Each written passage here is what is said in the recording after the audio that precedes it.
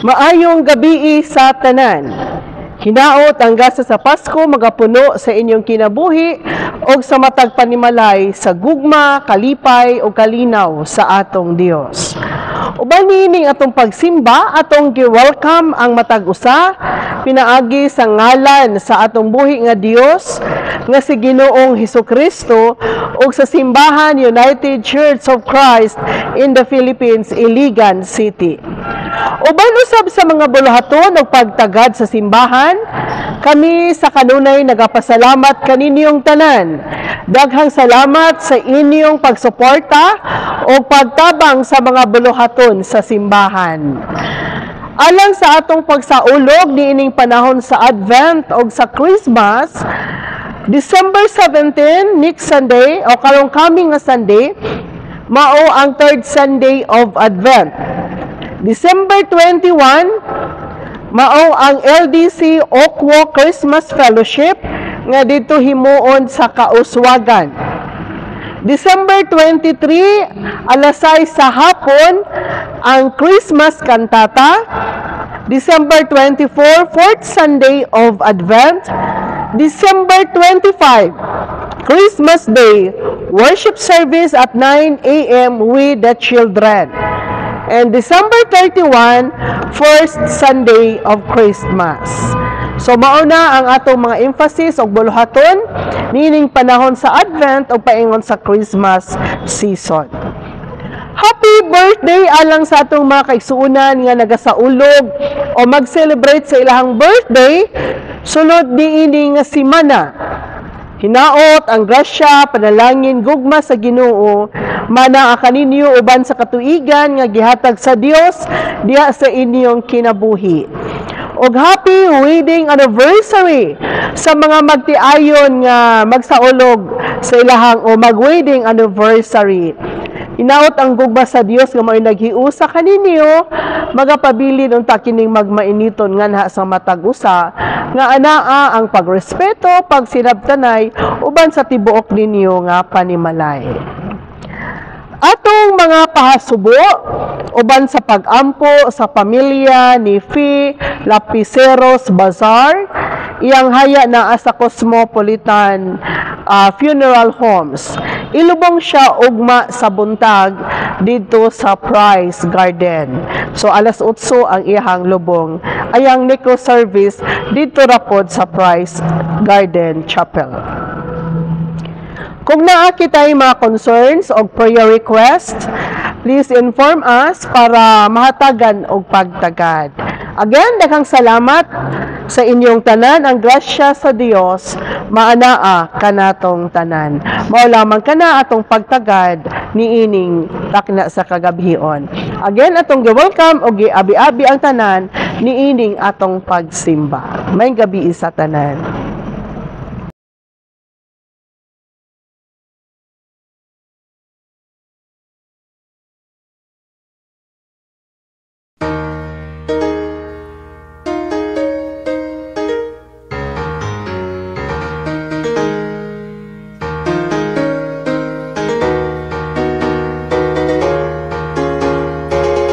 Creatures of our God and King, rejoice, give thanks, praise Him and sing. Alleluia, Alleluia. All creatures of our God and King, your joyous song, your anthem bring. Oh, praise His name. Alleluia.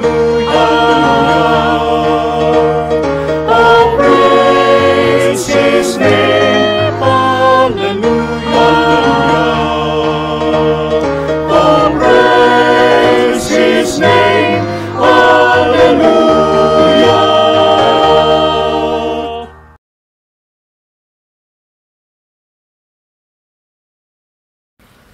A voice cries out, declaring God's presence. Comfort, oh comfort my people, says God. We come preparing the way of the Lord. Together, we actively wait for God's peace. A voice cries out, declaring God's equity. Valleys shall be lifted, and hills be made low. We come to make straight in the desert a highway. Together, we're pressing toward God's peace. A voice cries out declaring steadfastness. Grass withers, flowers fade, but God's word stands forever. We lift up our voices with strength and good tidings. Together, we carry out God's peace.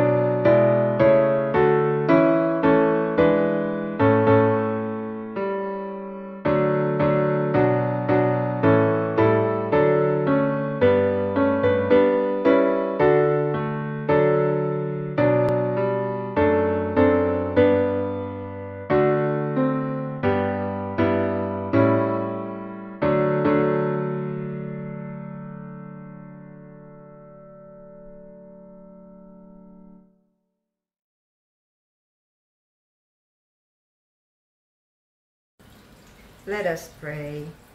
Spirit of God who dwells within our hearts, win it from that which aims to separate us from you. In this moment of collective worship, take the dimness of our souls away. Let us seek you.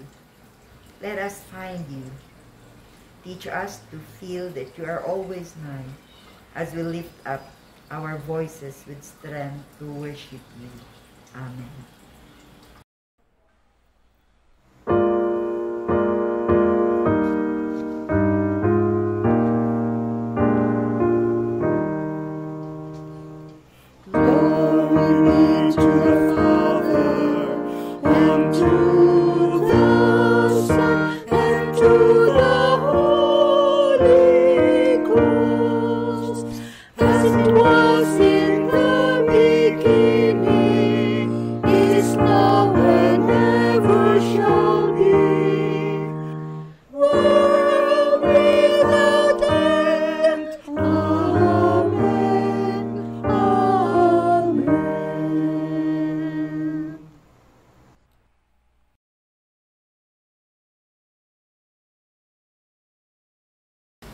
For the political instability in our community and the whole nation, may peace come soon for those who have been suffering and surviving for centuries. God, in your mercy, hear our prayers.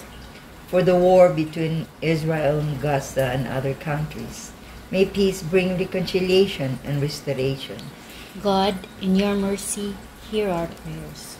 For the violence right here in our backyards, fueled by decades of educational and economic neglect, powered by political dysfunction, aided by the worship of guns. God, in your mercy, hear our prayers.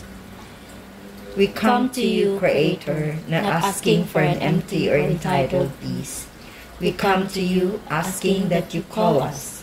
Remind us to dig deeper to the wells of truth. Help us see beneath the surface level arguments and beyond viral news clips. Embolden us to be the revolutionaries you have called us to be, so that all injustice might be eradicated.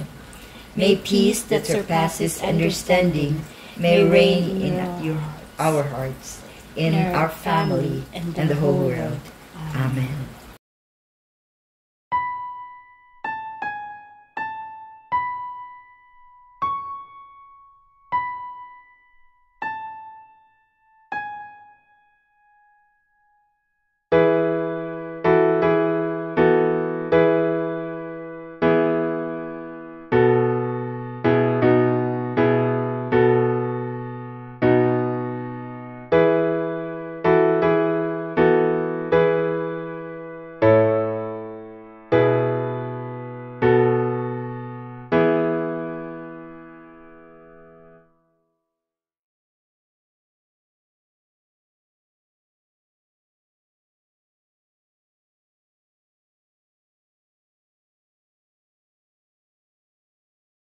Magampo ta. Amahan namo nga naa sa langit. Ikaw ang Dios kinsa nahigugma pag-ayo sa imong mga katawhan. Dios nga buhi og nagatiman og nagamuma sa tanan. Ginoo, salamat kaayo sa imong gugma kanamo. Salamat sa kanunay nga ikaw nagatubag sa among mga paghangyo o mga pagampo. Salamat sa paglaom. Buhing paglaom nga imong gibutang diha sa among kasing-kasing. Bisan usahay nagduha-duha ang among hunahuna. Apan imong gilig-on ang among pagtuo ug pagsalig. Nga ana ay paglaom ang matag butang o matag panghitabo sa kinabuhi. Salamat o Dios. Salamat nga ana ka kanunay. Ana kami kasumbungan o kasultihan sa among mga pagbati. Ana kami kasandigan sa panahon nga bation kami og kaluya. Ana ikaw nagapuno sa kalipay, taliwala sa mga kabalaka og kahadlok. Ginoo nining panahon sa Advent, ipabati kanunay sa imong katawhan og sa tanan ang gugma, kalipay, kalinaw ug paglaom. Wala may kasiguruhan ang among kinabuhi apan diha kanimo. Kami sigurado nga anaa diha sa maayo o sa mataro nga kaugmaon. Mao nga guniti kami kanunay o Dios. Hawiri kami sa imong mga kamot. Aron dili kami mahilayo gikan kanimo og sa imong presensya. Dagsa kami og liguna ang among pagsalig diha kanimo. Atagi usab kami positibo nga panglantaw diha sa kinabuhi taliwala sa mga nagkalailahi nga kasinatian. Lantawa usab ang among panimalay, ang matag pamilya o pamuyo. Patigbabaw ang imong gugma, hatagig panagsinabtanay ang mga ginikanan ug anak, ang mga magtiayon. Hatagig maayong relasyon ang tanang sakop sa panimalay. Sangkapi usab ang nakulangan, ug hatagig dugang pasensya ug pailob ang matag usa. Ayuha ang naay balatian ug lipaya ang nagmasulubon. Ilabi na ang pamilya Lapiceros Bazar sa pagpanaw ni Faye Lapiceros Bazar. Liguna ang iyang pamilya, sangkapi sa ilang ikinahanglan ug uban ni sila Ginoo nining panahon sa ilang pagsubo. May gugmao namo nga Dios, kining tanan among giampo, gisalig o gitugyan, diha sa mahal nimo ngalan, sa ngalan ni Ginoo Jesucristo, uban ang pag-ampo nga nag-ingon, Amahan namo nga naa sa langit, balaanon ang imong ngalan, maghari ka kanamo, ug tumanon ang imong pagbuot, dinhi sa yuta sama nga gituman kini didto sa langit. Ihatag kanamo ang pagkaon nga among gikinahanglan karong adlaw. Pasaylua kami sa among mga sala, sa mga kami nagpasaylo sa mga nakasala kanamo. Ayaw kami itugyan sa pagsulay, luwas sa hinuon kami gikan sa dautan, kay imo ang gingharian, ang gahom ug ang himaya, hangtod sa kahangturan. Amen.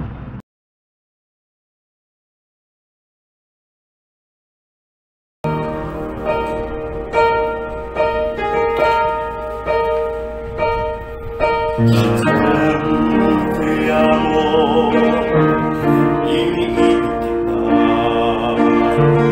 All you have ever done, I love you.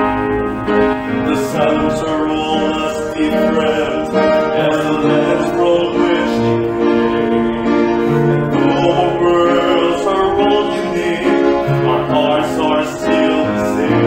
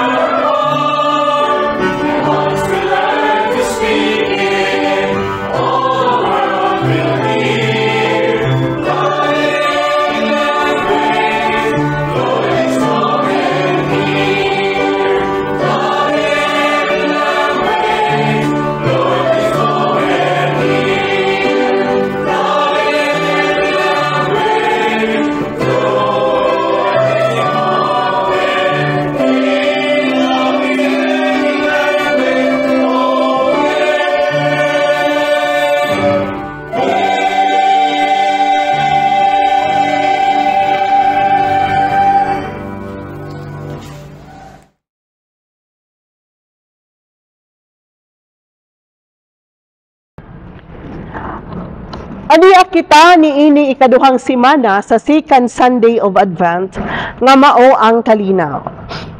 Sa magaandam kita sa pagsaulog sa Pasko sa pagkatao sa atong manluluwas nga si Ginoong Hesukristo, atong balikan paglantaw ang kabuhatan sa Dios.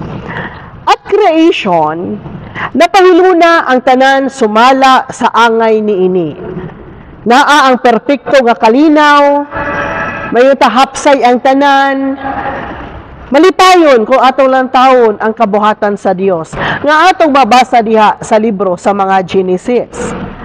Apan tungod sa pagsupak ni Adan sa sugo, natugaw ang kalinaw.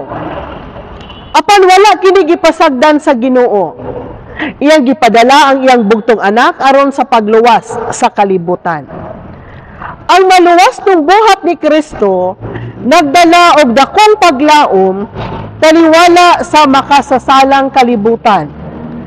Kini nagpakita kanato nga moabot ang panahon ang mga buta nga atong gilauman moabot ra gayod. Sa katapusan sa kapanahunan, ipadala pag-usab sa Dios ang iyang anak aron makompleto ang buhat nga gisugdan ni Kristo sa unang advent. Iyang ipasiguli ang tanang butang ug magdalag himpit nga kalinaw balik sa kabuhatan. Nayo sa kasugilanon bahin sa kasinatian sa missionary nga si Don Richardson. Missionary Don Richardson, who served for many years among the primitive tribes in Papua New Guinea.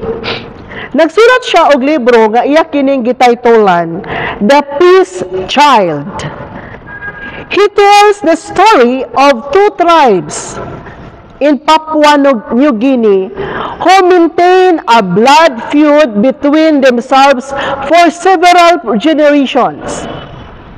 Each generation fought and nursed their wounds only to fight again, killing and maiming more and more people.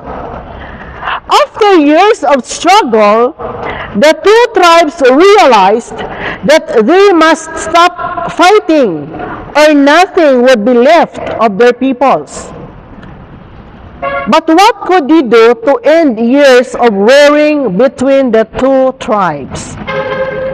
Don Richardson goes on to tell that the chiefs of the two tribes came together and brought with them a child they called the Peace Child.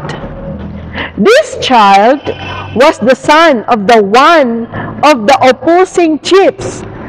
Anak sa ilahang chief, ang bata nga ilang gipili. Katong anak sa chief, ani nga tribo, o katong anak sa chief sa lain usab nga tribo, ilahatong ibaylo, was adopted into the family of the opposite chief.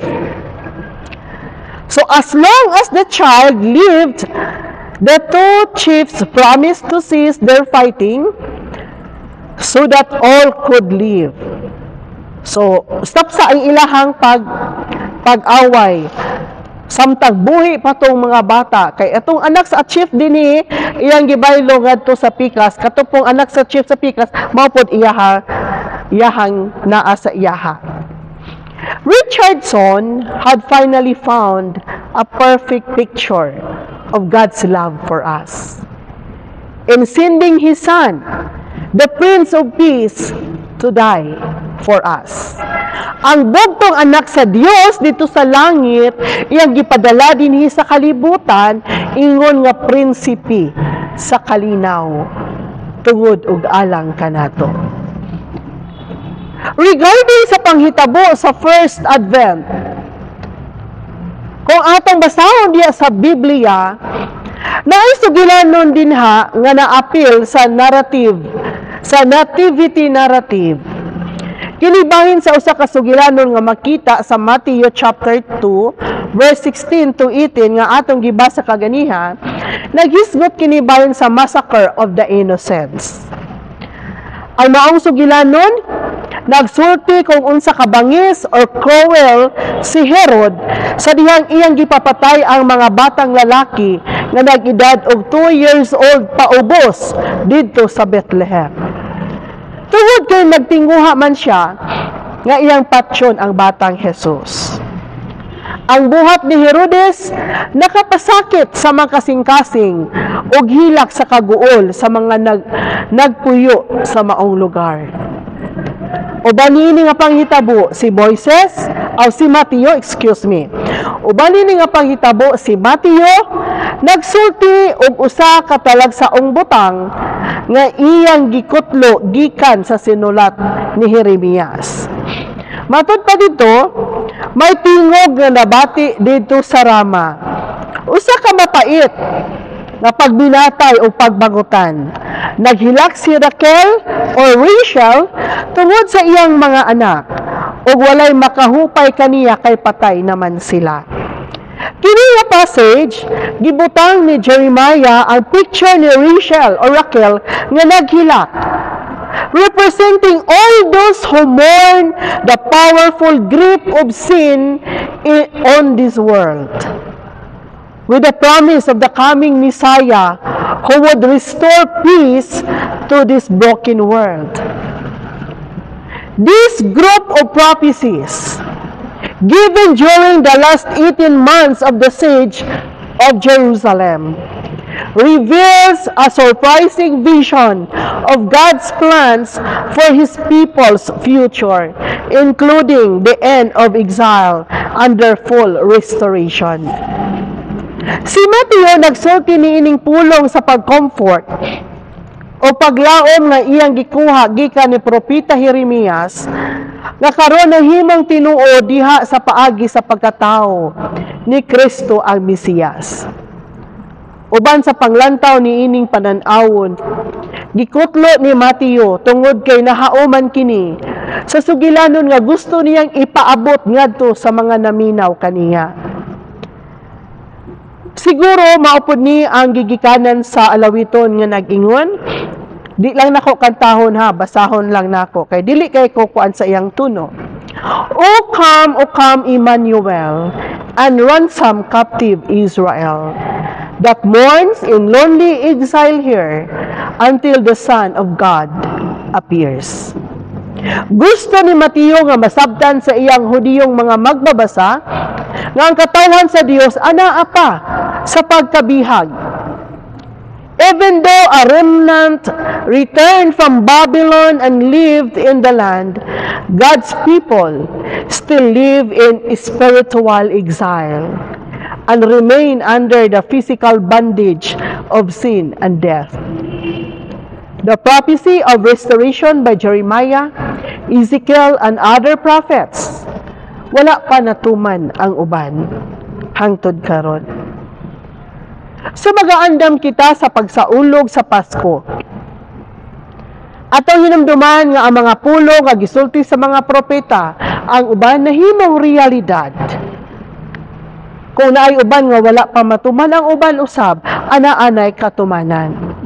Sama usab sa giingon ni Isaias 9 versikulo 6, na tao alang kanato ang usa ka bata, gihatag kanato ang usa ka anak nga lalaki, ug siya ang magmando sa tanan, ug nganlan siya maalamong magtatambag. Dios nga gamhanan, amahan hangtod sa kahangturan, prinsipe sa pakigdait. Ug uban niini nga pagbati, si Henry Wadsworth Longfellow ni padayag niini diha sa iyang last stanza sa iyang poem. Siguro nakabasa mo sa kinatibuk ang poem niya nga nag-uluhan og Christmas bells. Dito sa iyang last stanza, ingon siya dito, "Then pealed the bells were loud and deep. God is not dead, nor doth he sleep. The wrong shall feel, the right prevail, with peace on earth, goodwill to men." Mausap kini atong paglaom ni ining Advent season. Paglaom nga naay kalinaw diha sa matag usa kanato. Hingpit nga ipasiguli ni Kristo ang kalinaw. Ug unya ang tanan nga mga Rachel o Raquel niini nga kalibutan sa katapusan mahupay o makomforted. Mga kaigsuunan, nining atong pagpamalandong karon, siguro ana atay mga wishes, mga gipanghandom og labaw sa tanan, natay mga pag-ampo. Atong pag-ampo nini kalibutan ato unta nga maangkon. Sama sa usa ka sugilanon, na ay giingon nga, what is your number one wish? Usa ka doktor, a Christian doctor, carried out an interesting survey recently involving his patients. Samtang ang mga pasyente naghulat dito sa gawa sa iyang room, nag-distribute siya og papel o naa dito yung mga pangutana nga ansiran para sa ilang kaugalingon. Usa sa mga question nga naa dito nasulat, what is your number one wish? Ikaw, unsa ka imong wish karon? On analyzing the answers, the doctor found that the number one wish of 67% of his patients was to have peace of mind. Mga kaigsuunan, I wish and I pray for this Advent season and Christmas o sa tibok natong kinabuhi nga kita makabaton og kalinaw sa panghuna-huna, kalipay sa atong mga kasing-kasing, hingpit nga paglaom, uban sa gugma sa atong langit nung Amahan. Hinaot pa.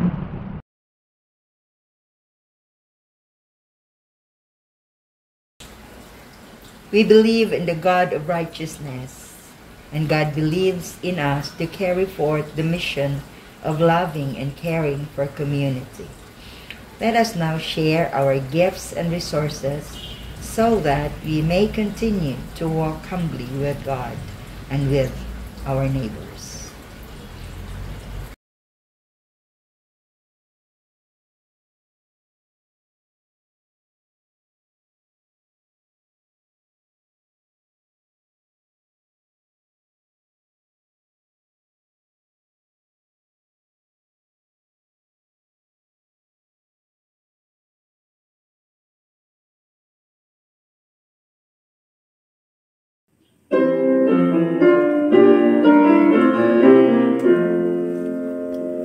Praise God from whom all blessings flow. Praise Him, all creatures here below. Praise Him above the heavenly hosts. Praise Father, Son, and Holy Ghost. Amen.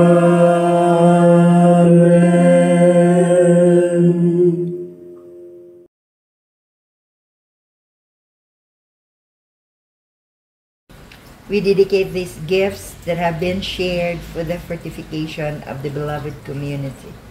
Let these gifts usher peace into this world and signal to the people that God is with us.